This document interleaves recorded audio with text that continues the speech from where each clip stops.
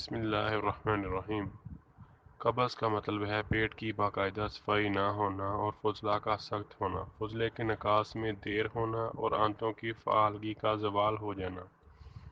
ویسے تو صبح شام اجابت کے لیے جانا چاہیے، اگر فضلہ وقت پر نہ اترے تو سمجھ لینا چاہیے کہ قبض کی شکایت ہے۔ کئی بار فضلہ کے نکاس کے وقت کافی زور لگانا پڑتا ہے، یہ علامت بھی قبض کی ہے۔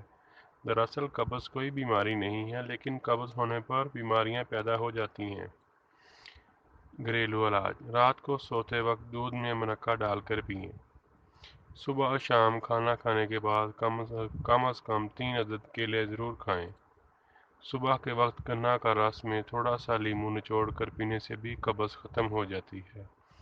امرود کھا کر اوپر سے دودھ پی لیا جائے تو قبض کی شکایت دور ہو جاتی ہے۔ رات کو سوتے وقت 1 چمچ کسٹر آئل دودھ میں ملا کر استعمال کرنے سے بھی قبض ختم ہو جاتی ہے۔ رات کے وقت اسبگول کا چھلکا دودھ کے ساتھ لینے سے صبح کو پیٹ صاف ہو جاتا ہے۔